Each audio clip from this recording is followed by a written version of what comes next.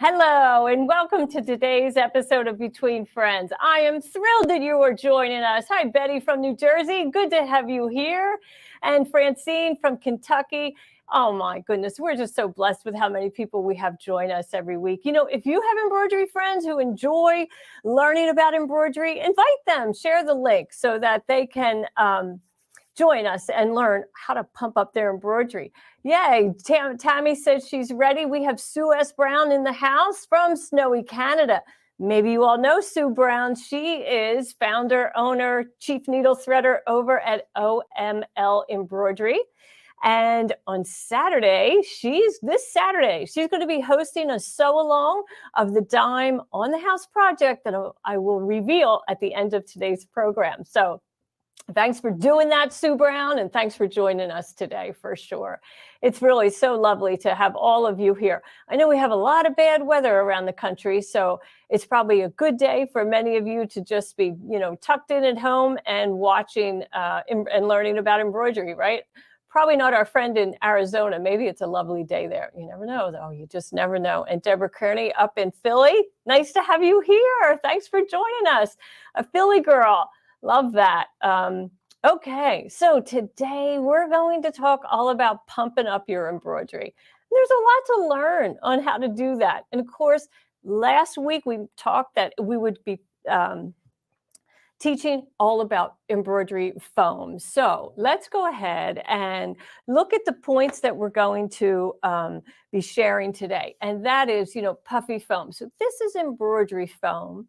It's different than the foam that we put inside handbags and tote bags to give it structure. It's also different than the craft foam that you can buy at craft stores. Embroidery foam is, our foam comes in 3mm dimension. And it is, you can throw it in the wash, you can throw it in the dryer, but unlike craft foam, which you can't do that. If you were to treat craft foam in that manner, it basically disintegrates. So that's why, there's special foam for us embroiderers. We're going to talk about selecting designs because you can't just use any embroidery design for puffy foam. And I'm also going to show you how you can mix it with some traditional stitches. And then, of course, the fun is in the finishing. To me, that really is the fun part. So how many of you have ever done embroidery? Have you, played around with the puffy foam? And if so, tell us in the comments what you have, used it for. Because it has, I would say, a limited application, right? It isn't something that you're going to put on every garment that you own or every height or every hat. So we'd love to hear what you've been using for your, pumped up embroidery. So why don't we first take a look at what type of designs will work. Okay, so creative appliques, she has used it for collegiate letters. Oh, that's, obviously, right? It's really big on sportswear, college campuses, Greek fraternity wear, and we have some samples of that to show you. But as a general rule, there are kind of, some guidelines to follow. And they are, you really want tapered satin ends. So take a look at that fleur-de-lis on the right. Notice how those satin stitches shrink, right? They get narrower and narrower as they reach the point, the end of the embroidered area. A traditional satin is shown on the left-hand side, right? Just, it's a satin, just goes back and forth, right? Let me show you on the overhead cam what kind of problem that would cause if you tried to do puffy foam with it. So here we have some pretty hearts that were stitched. So let's take a look. Oh, pardon my reach. I'm going to reach across and grab my pointer. On this end, we have just a traditional satin stitch, but here we have a tapered end. And when I peel that off, you can see how easily it comes off the tapered satin, but it doesn't want to come off of here because it's not cut at the very bottom. You know, it literally, I mean, it will come up like a buttonhole, but it wants to stay there. So my only way to resolve that would be to cut it at that tip. And I'm just going to leave a little bit hanging out there so you can see. That's a really good example of push-pull, right? You often hear that term. What does that mean? Well, that means that the stitches, the satin stitches, push the fabric inside and actually pushes it out at the end of a satin column. And, you know, I literally can't just rip that off. I will, well, there we go. We did get it done, but you can see now there's a tiny little bit of foam poking out. Blech, that's really undesirable. That's not what you want. So you want a tapered end. We'll get rid of that ugly sample because we want to show the good stuff.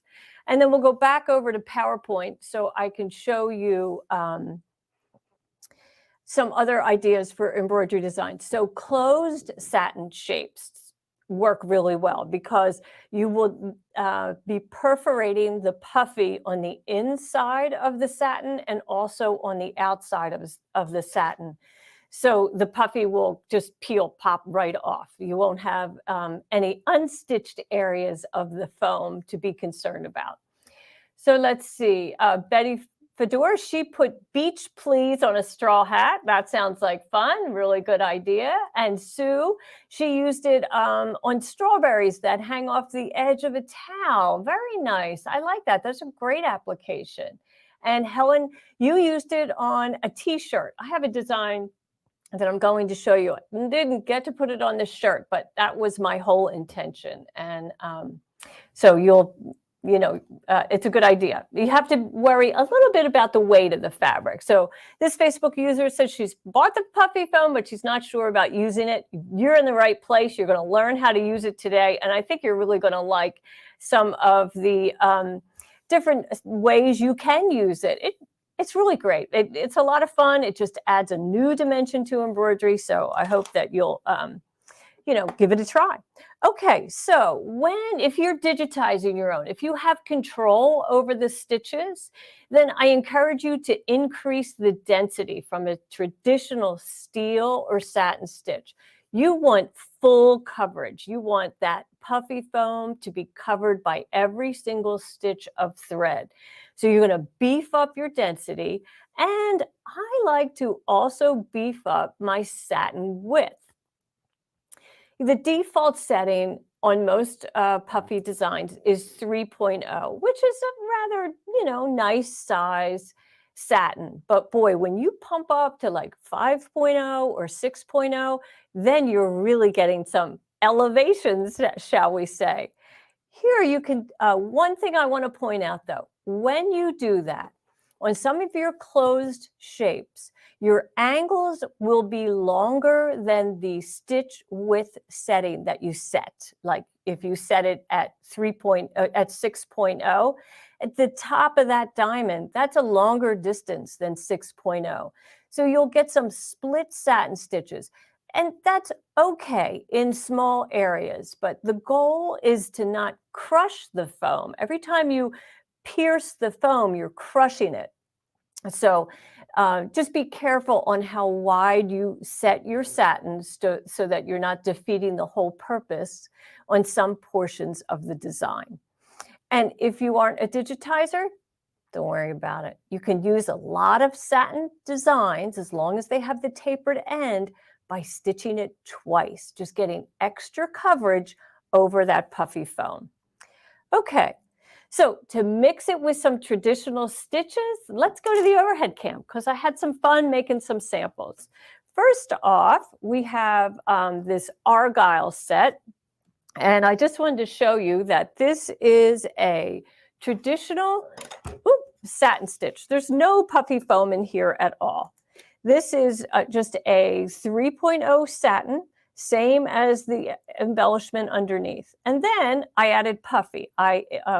You can see it's the same width, but it doesn't appear to be the same width, right? This one on the right appears to be wider than that, but that's because it's elevated, it's lifted up. And then I pumped it up even more. Here is my stitch density of 6.0, and now you can see just how dense it really is. I'm going to try to turn that to the side and see if you can get a really good look. And I'll put this one over here, and you can just see, look how much more puffy the one in this side is. Isn't that fun? I love that. This is the design that I think would look really good across a t-shirt. Now you just have to be a little careful about the weight of the garment or fabric that you're going to put it on, because these are dense stitches, right? Satins are really dense. And this fabric is a twill, and this is a felt. Now I would be very comfortable putting this on a sweatshirt. And if I was going to put it on like a heavy gauge t-shirt, a knit, poly cotton or cotton, I would make sure that I was using a medium cutaway, something a little heavier than my no-show cutaway, because you're just going to want a little bit of that. So I paired, this puffy with traditional satin stitches and also running stitches. Super fun, just adds another, it actually emphasizes the loft or the lift of the puffy by having some flat areas. If it was all puffed up, it wouldn't be really as exciting. And you're probably thinking, oh, it's not very exciting anyway, but in front of me, it's really exciting because I can see all that dimension. Whenever we're on camera, right, it just looks so flat. I'm just trying to show you just how, look at that. Isn't that cool? How much dimension there is. So see how the blue satin stitches don't bounce off of the twill, but the red really does. You could see that's where the puffy is. That's where all the puffy is. Now, you can also pair puffy with applique. Look how fun this is. So how did I do this? Well, I laid my puffy down first and then covered it with applique fabric, then stitched that satin outline. And now I have letters that are really dimensional. Even the fill, not just the outline, but the whole thing is has got that character, that lift to it. I'm trying to bend this so you can get an angle, but oh, it's just so cool. Isn't it fun? And of course, the really fun part is pulling it apart. And we're going to do that a little bit later when we get to finishing, but it just pops right out. I drew these letters myself because I just kind of had this, I was talking to a coworker who was like, oh, that Puffy Foam reminds me of the 70s. We're all hippies at heart, right? And if you remember those blue jeans and, like patches that said keep on trucking and so forth, they had big, jumbo letters that were really wide. And they reminded me of bell bottoms, the bottom of the A and the R and the T. They reminded me of bell bottom jeans, and the T in the shape of a mushroom, really a throwback to that time. I used a really plain blue fabric where I should have probably done something that had a little bit more soul in it, right? A little bit more character. Okay, so let me just, Liz Boswell, she says she loves dimension and texture, and she gets excited too. I know, I do too, right? And we are all hippies at heart.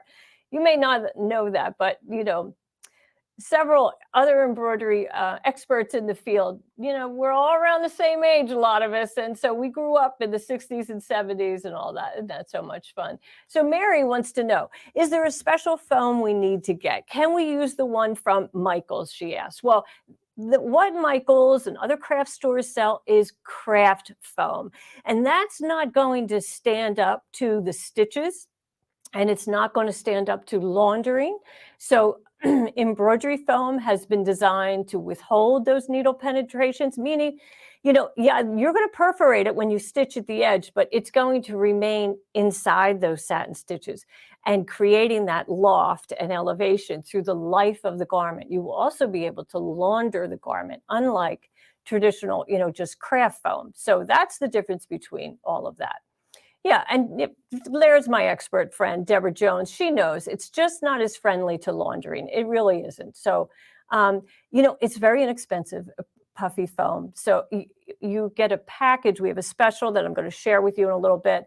You get a package of 12 different colors, and it's going to last you a long time. So it's worth the little bit of investment. And Creative Applique says that it does not tear smoothly like embroidery foam. It doesn't. It wasn't created specifically for embroidery. So Aretha Ranky, she loves the 70s vibe. Yeah. Oh, me too. Lots of fun memories back then, right?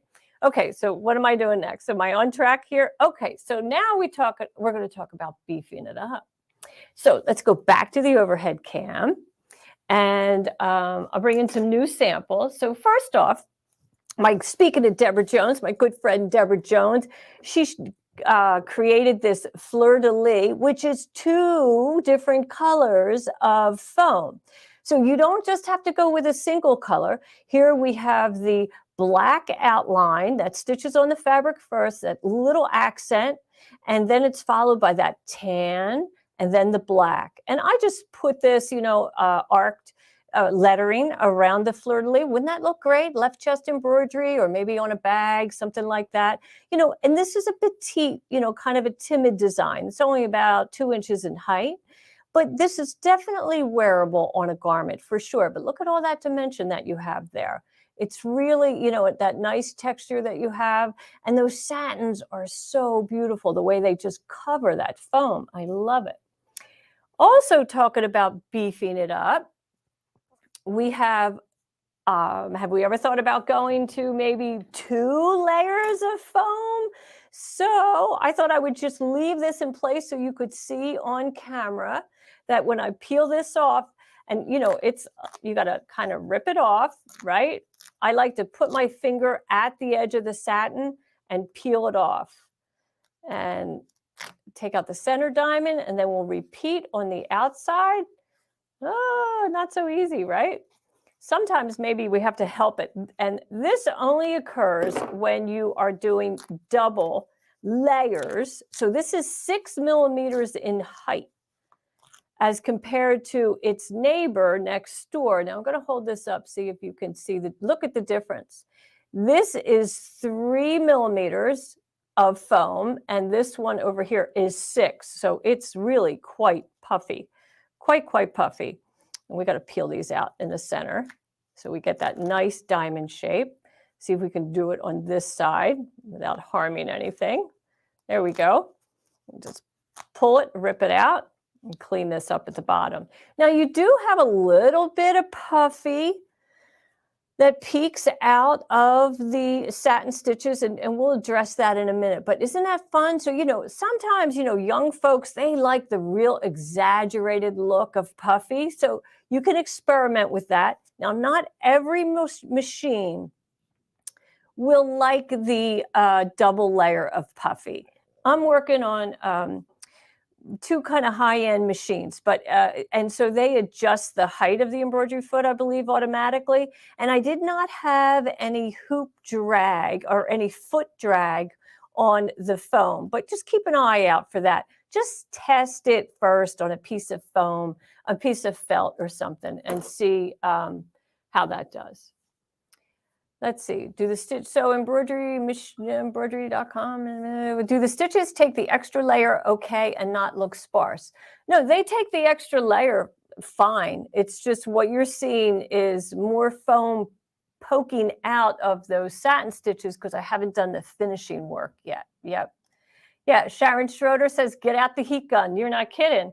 And I'm not going to do that on camera, but I do have the gun to talk about it anyway. So let's see. Okay, but before we get to that part, let's talk about fonts, because, fonts, there are so many different embroidered goods that you see that have the font. So if we could just flip over to PowerPoint, we can take a look at that slide so you can see what I mean. Yeah, so look at Ask Me About My Cat. So ask and cats. and Adopt Me and the Beach Bound, that's all Puffy Foam. But, you know, they're really great accents with smaller lettering like the words me and about my, and then also just the fill and applique stitches that you see of the cat and the dog there. So let's go ahead and I'll bring up that actual sample so we get a better look at it. It's another good way to incorporate traditional stitches with puffy. So here is a traditional lettering, fill stitch, kitty cat, raw edge applique, kitty cat, and then a regular fill stitch. Wild and crazy quilted fabric, but it all works, right? It all really works. And this font is called Chaos, and that's built into our Word Art and Stitches program, the software program. And these little echo, these kind of crazy, chaotic running stitches behind the foam are part of the font, and they are attached to every letter. You will stitch that first before you add the foam. So that's super fun. Here's another example of that. This is a patch that we did in Kingstar. Now, you most certainly can pair metallic thread with foam.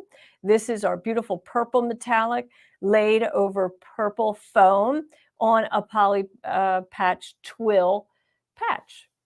And here's another combination. Now, this font is probably one of my favorites. This is the Tiffany font. This is also in our Word Art and Stitches. And I love how it has the shadow outline in a traditional satin, and then the puffy sits on top of that. So this is a great opportunity to use two different colors, to incorporate color into puffy so that it's not just a single color of, embroidery thread. I love that. And again, here we are mixing it with a micro font and then a traditional satin font also. Here are those two fonts. We have the Chaos, the Tiffany. Old English is another puffy font that's in our software. And notice each of these actually have an outline. This Chaos has the chaotic outline, right? Tiffany has that beautiful satin that surrounds every bit of the letter, and so does Old English, really making that pop. And these are beautiful letters, so robust. And again, more outlines of, here on Kaufman and Brush and Kids fonts, that what you see is the shadow is just traditional satin stitching, part of the font, stitches first. Also, it tells you where to place the puffy foam. Yeah, so it's really cool. Let's see. Maria Jennings that wants to know, does the file have to be designed for puffy foam? It should be designed for puffy foam. For best results, you will be able to achieve that if it has been designed for puffy foam. If it hasn't, you need to look for some details. Nice wide satins. If you can control the density, if you have software and you're able to change the density in your software program, then you should beef up that density, meaning make a heavier density, whatever your setting would be in your software. And if you can control the satins, you should widen them so that it is just more thread coverage. The ends of a satin column need to be tapered or pointed or capped. All those terms are kind of the same meaning in the embroidery world. But basically, the needle is cutting the puffy. So tiny little back and forth stitches as it comes to a point is what is going to allow you to rip away the puffy foam and not leave an end of puffy, sticking out of those satin stitches. So yeah, that's what you want to be looking for. Are there machines that have special stitches to use with puffy foam? I'm not aware that there are machines, but there are lots of embroidery designs out there, and really software is your key to having the ability to create whatever kind of design you want. And our Word Art and Stitches has all these fonts that I'm showing you built in there as puffy designs. And if you have a software like that, then you can also control density and stitch width and create your own puffy designs. Let's see. Can your word art work with other embroidery software like Palette? Well, Ellen, you don't really need two software programs to work together. Let me explain what I mean by that. Our word art uses a native format, and that's C2S. So you're going to get the best ability to change whatever you want if you're working in a C2S file. Palette has their own native format, and that format is not on the tip of my tongue, so I apologize. But if you know your software well, you know that. But what the end result is that both programs will allow you to save in a, let's say, a PES file, so you can use it on your baby lock machine. That's really the goal, right? Whatever software we're working in, we want to be able to have the output, the save as in our embroidery format that our machine will read. So I never take an embroidery design that I create or digitize of the native file in a dime software program and take it over to another software program. I'll send it to my machine, but any manipulation I want to do, I just do in my software. I hope that answered your question. Let's see. I hope so. Does the software come with Puffy Foam?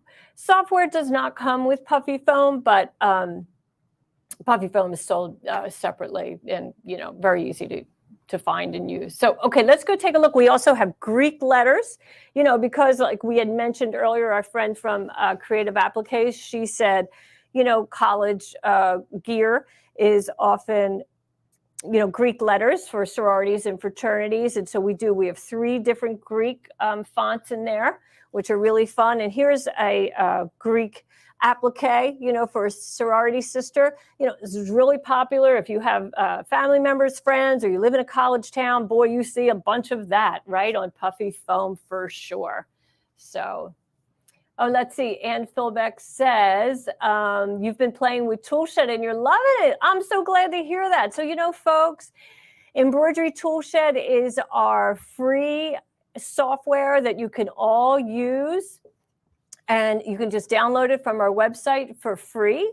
And it is a software program that will allow you to resize, copy, paste, and print templates of any embroidery design. So you'll find that really helpful for sure. It's a great program. And I know, so Ann Philbeck, you're kind of just getting your feet wet with software, I think. So it's awesome.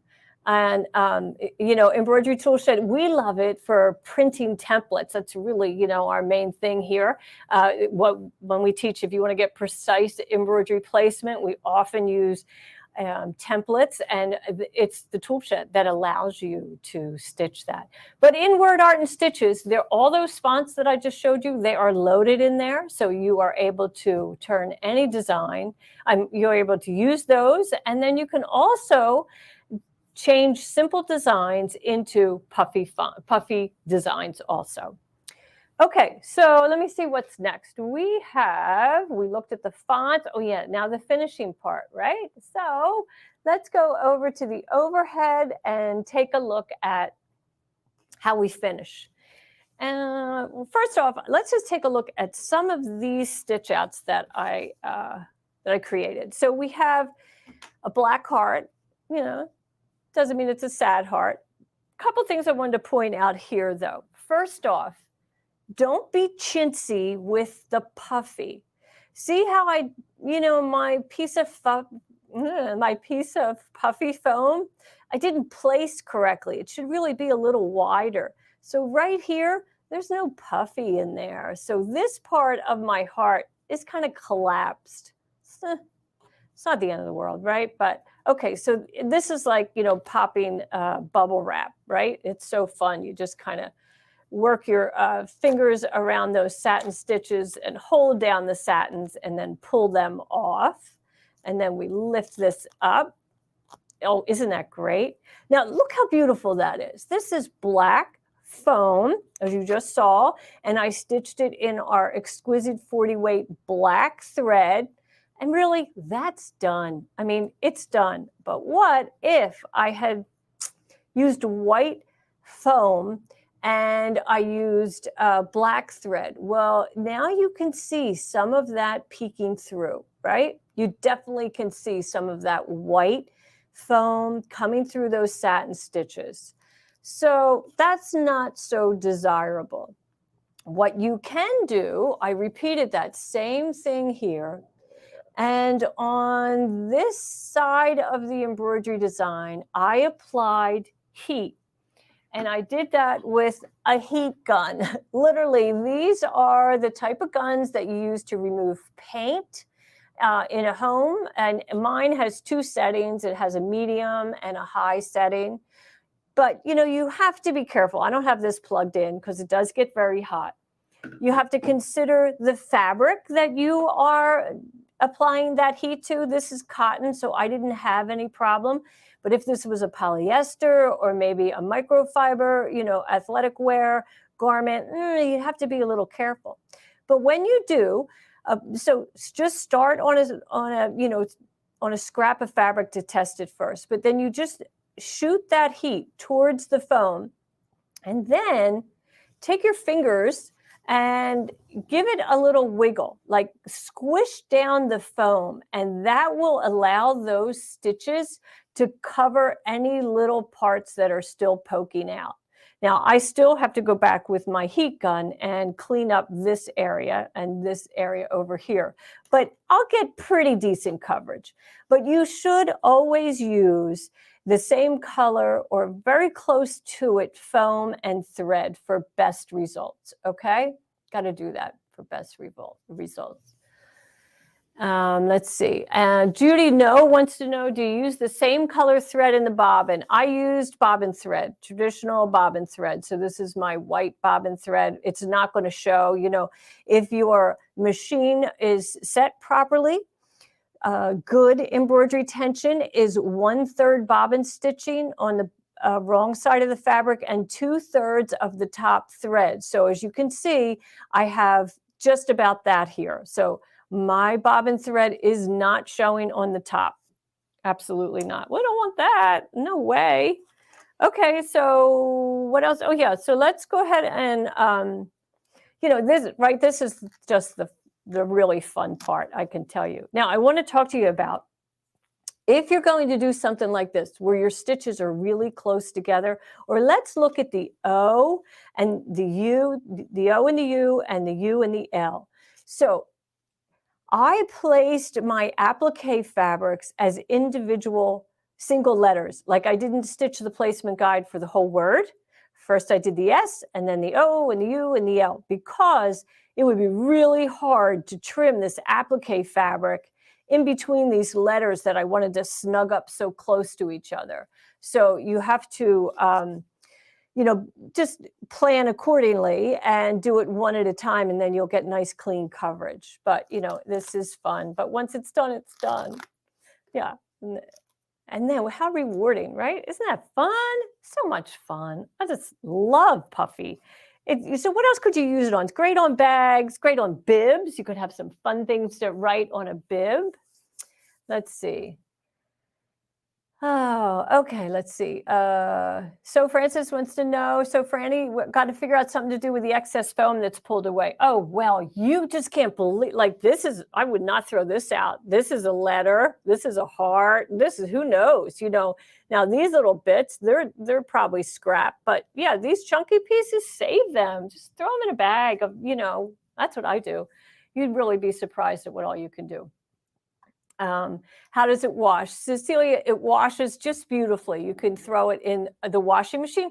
I would suggest turning the garment inside out. Any kind of abrasion, garment to garment or a garment to, the machine, it should be avoided. So just turn that right side in, wrong side out during the laundering process. And you can put it in the dryer on a medium heat. You won't have any issue with that. Mm-hmm. Okay, let's see what, and Julie, right now you got the difference between the puffy and the craft foam. Craft foam is great for crafts, right? But we're embroiderers, so we need the right tools. invest a lot of time, a lot of money in the resources of the thread and the garment or the fabric that you're putting it on. So don't take a shortcut and use craft foam. You know, you'll take it out of the wash in a week and you'll be really, really disappointed. Yeah, let's see. So here's our friend over at embroidery.com. She says you might use the cutout puffy foams as elements on your own greeting cards. Sure. Yeah, you sure could. Lots of, and then those scraps, those cutouts turn into craft foam, right? So whatever you were going to use your craft foam for a craft project, you can use the puffy. It works great. Okay, what else do I have to share? Oh, well, it's that time, I think. I think it's that time. So I guess you want to know where you can get this and how much it is. And so if over in PowerPoint you take a look, you'll see that our special this week is 3D foam embroidery variety pack.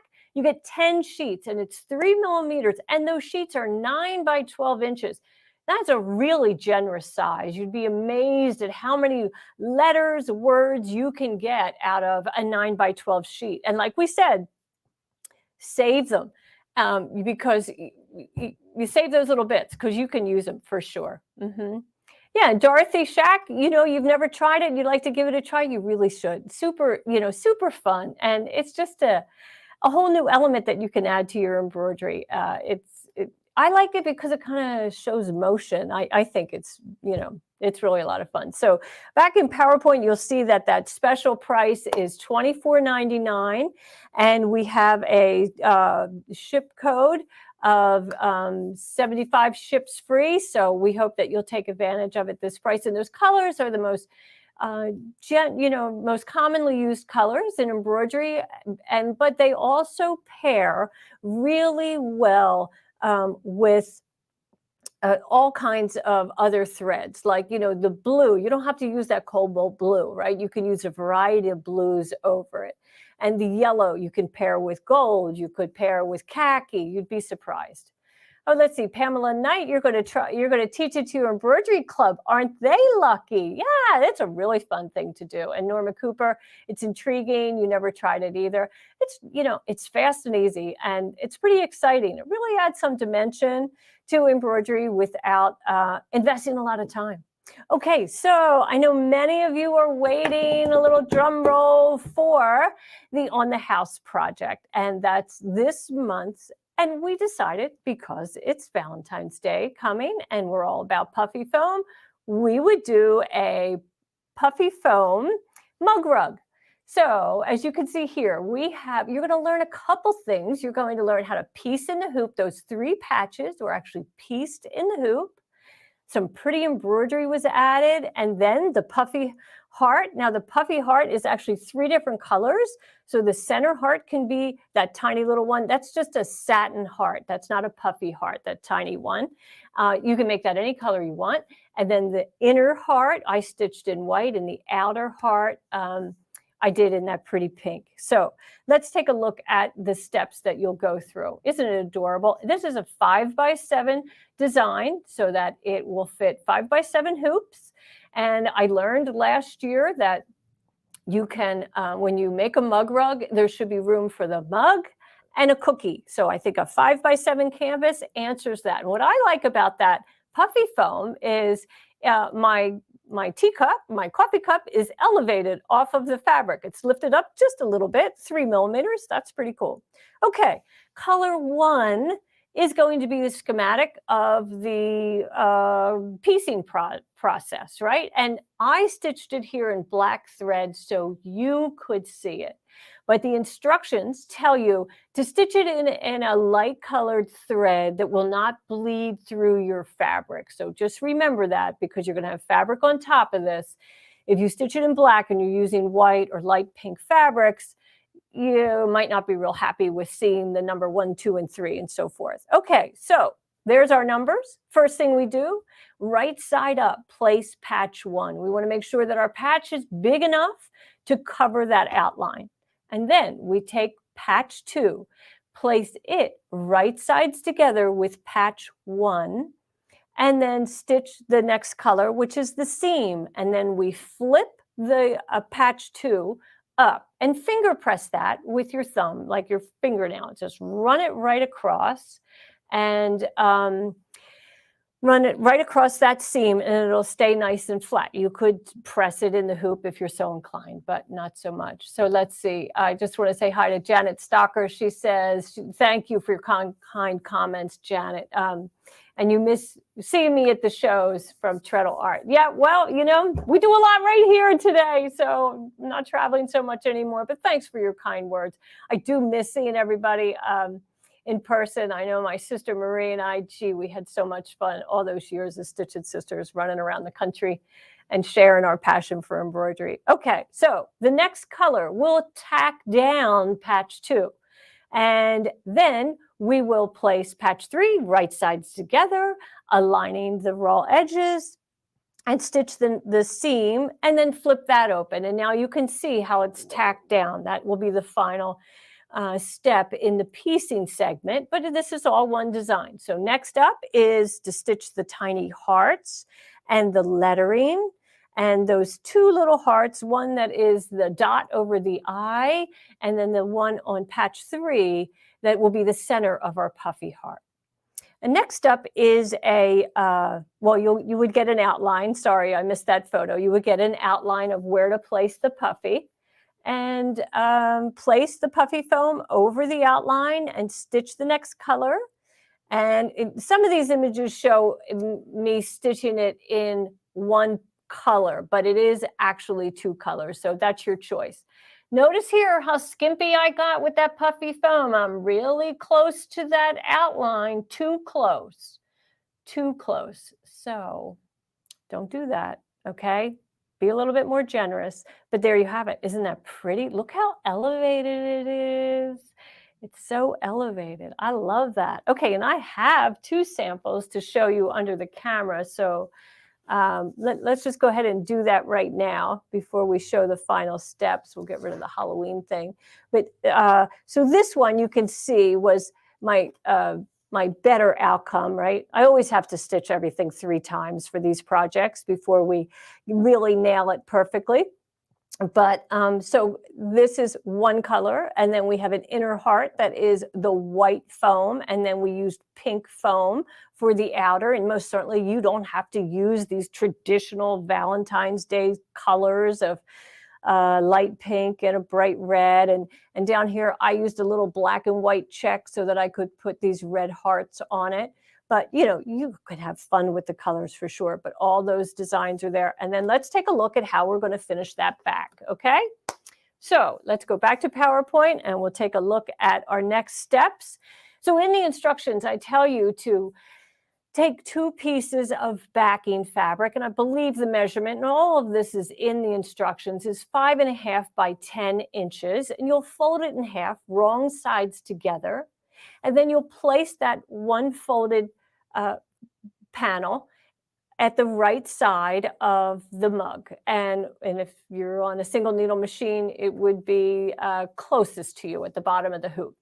Now you want the fold to be in the, you know, in the middle of the mug, because you want those raw edges out at the edges, because that will being captured in the seam later on. So that folded edge is going to be what you'll use to turn the mug rug. So you'll stitch that down. There we go. That's the next color. And then you'll just repeat that for the other side. Again, the fold is in the body of the mug rug, and those raw edges are extending beyond the stitched outline. And then you stitch it all down. Right now, it's such a busy print, kind of looks like it's just one big piece of fabric, but you just saw that it will, that it folds out just beautifully. Okay, so Kathy Purdy wants to know, will your puffy design make your cup wobbly, or does it squish a bit? Well, you know what?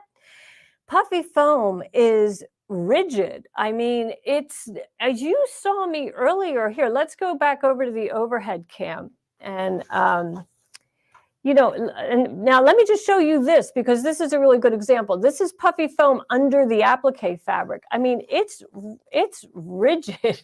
You know, like you kind of can roll it and fold it, but really that's a solid surface. So let me see if there's something here I can show you like that. It like anything, it won't, it'll just sit right on it, and it'll just hold up whatever is on top of it. I mean, I wouldn't stand on it, but a mug or what have you. Yeah, it's rigid, it's solid, it's not going to squish down. Absolutely not.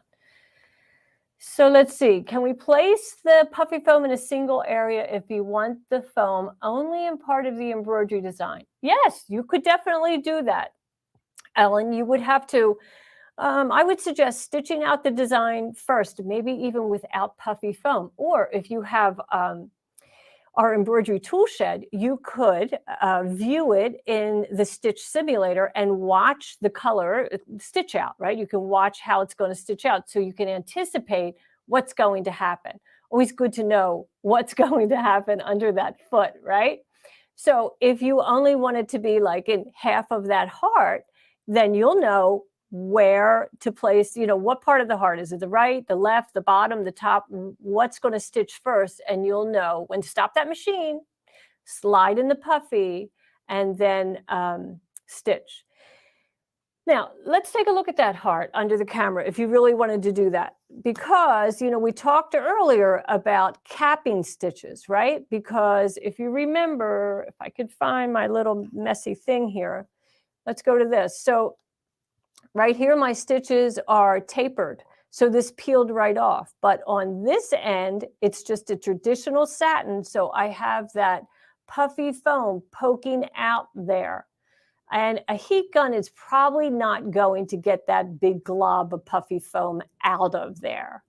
So if you're going to just add puffy in a portion of a design, you want to select a portion that's going to chop off that puffy, right? You want it to be chopped off. So these taper very nicely here, and they also taper very nicely at the point. So just kind of pay attention to that, all right? But, you sounds like you're going out there on the wild side. So, and let's see, embroidery.com says, yep, it is surprisingly rigid once it has thread on it. And before, it's fairly floppy. Very well, really good. Let's see. And Esther Hopland, don't you put batting inside the mug rug? You sure could, Esther. I didn't bother because I thought about adding quilting stitches, and I just thought, this is getting to be too complicated, to be honest with you. And I mean, I think it's fine. So, but yeah, go ahead, add batting for sure. And then, will a hairdryer work instead of a heat gun? I think it depends on your hairdryer. If it can get hot enough, and I don't have a temperature to tell, to say it has to be X degrees. I don't know that. But what might really work is a craft or an applique iron that you rub along the puffy. Now, again, you have to make sure that temperature can be not destroy the fabric that the puffy is on. So test that for sure. Okay. You don't have to go out and get a heat gun, just like on that black heart that I stitched. Oh my goodness, you can't see anything. The good black heart, right? Here, we'll put it right here. Here's the good black heart. And, you can't see anything poking out of that. This is the bad black heart. So you don't have to have a heat gun. If you do a good job of matching your thread to the puffy color, you can get away without the heat gun. Mm-hmm. And Norma, let's see, you love using the stitch simulator for viewing a new design, especially from a designer that you haven't already tried. That's very good advice for sure. You learn an awful lot about digitizing by watching how the stitches stitch out, right? For sure. Yes, and is there a link? Yeah, we're going to run that link right at the on the ticker right now, and then we'll also put it in the comments so that you can take advantage of that special price. So here it's coming now, and then one of our team members will put it in the comments so you can just click directly on it. So yeah, wasn't that fun though, the puffy heart? Oh, I think you're going to love doing that. It is just really an awful lot of fun.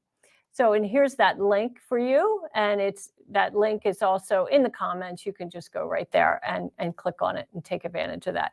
$24.99. The sheets are 9 by 12. I mean, isn't it time that you kind of jumped into Puffy Foam and experimented? I think you're probably ready to up your game a little bit and experiment with it.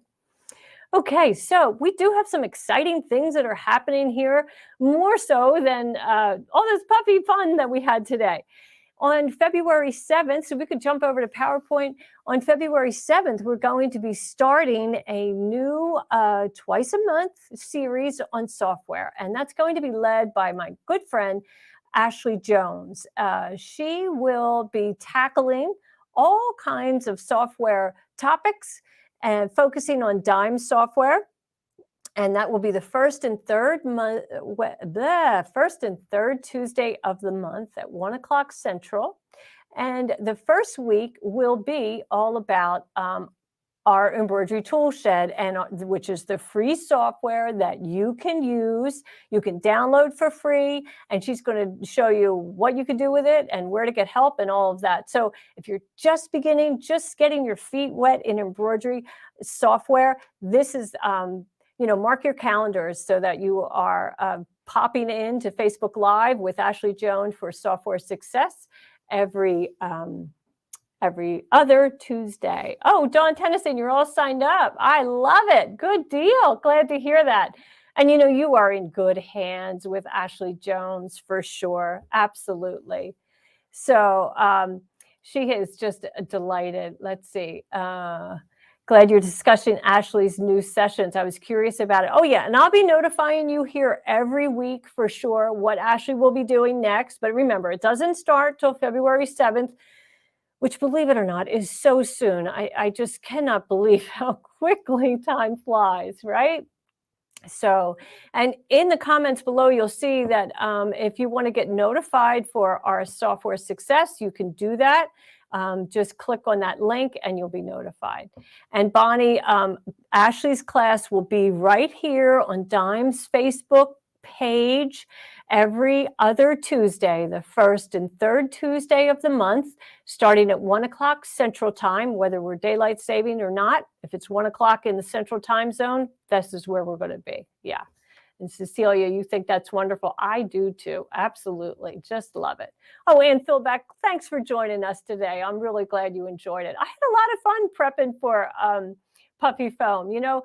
Sometimes when these topics come up, I'm like, oh, what will I talk about, Puffy? And then once I jump in, it's a whole lot of fun, a whole lot of fun.